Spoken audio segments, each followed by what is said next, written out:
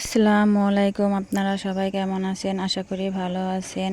সকালে উঠে ফ্রেশ হয়ে বিছানাটা গুছিয়ে নিয়েছি। এখন সোফাটা গুছিয়ে নিতেছি। দেখলাম যে সুপার কাভারটা নিচের দিকে ঝুলে গেছে, ফোমগুলো বের হয়ে গেছে। এর জন্য একটু পরিষ্কার করে নিতেছি, গুছাই নিতেছি। আসলে ঘর যদি পরিষ্কার না থাকে তাহলে কোনো কিছুতেই ভালো লাগে না। ঘরে আমার কিছু না থাক, ঘরটা যদি পরিষ্কার পরিপাটি থাকে তাহলে দেখতেও ভালো লাগে, মনের দিক থেকেও ভালো লাগে। আমি তো অপরিষ্কার কখনোই থাকতে পারি না। এর জন্য যে একটু গুছিয়ে নিতেছি। ছোট বাচ্চা যাদের আছে তাদের অনেক সমস্যা, ঘর গোছালেও থাকে না। আমার ছেলেটা অবশ্য বড় হয়ে গেছে, তারপরেও ঘরটা এলোমেলো করে ফেলে।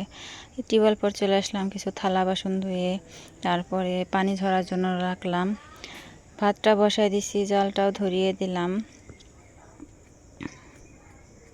আজকে রান্না করব হচ্ছে মুগ ডাল দিয়ে আলু আর কদু দিয়ে ঘন্ট করব। এর জন্য ডালটা আমি সেদ্ধ করতে দিছি। ডালটা সেদ্ধ হয়ে গেলে আলু আর কদুটা দিয়ে একটু সেদ্ধ করে নেব। ডালটা সেদ্ধ হওয়ার পর আলু আর কদু দিয়ে আমি একটু সেদ্ধ করে নিয়েছি। দেখেন, কদুটা খুব ভালো ছিল, সুন্দর ছিল, অনেক তাড়াতাড়ি সেদ্ধ হয়ে গেছে। আমার ডালটা রান্না করা হয়ে গেছে। দেখেন কি সুন্দর কালার আসছে। আসলে মুগ ডাল দিয়ে আলু দিয়ে এভাবে ঘন্ট করলে খেতে ভালোই লাগে। তারপরে থালা বাসনগুলো ঘরে নিয়ে আসলাম, এসে র্যাকের ভিতরে রেখে দিতেছি। আসলে থালা বাসন টেবিলের উপর দিয়ে ছড়ানো ছিটানো থাকলে ভালো লাগে না, এর জন্য জায়গায় রেখে দিতেছি।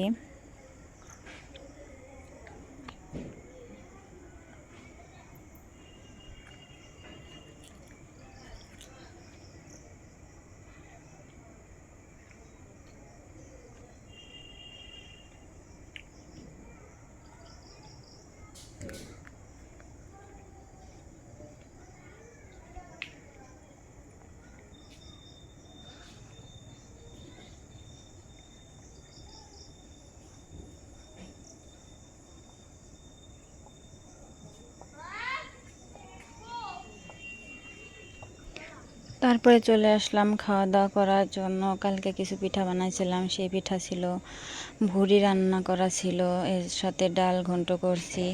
আপনাদের ভাইয়াও খেতে বসে গেছে। তারপরে খাওয়া দাওয়া শেষ করে ঘুমিয়েছিলাম। বিকালের দিকে হালকা খিদে লাগছিল, তাই কিছু বিস্কুট খেয়ে নিতেছি। আল্লাহ হাফেজ।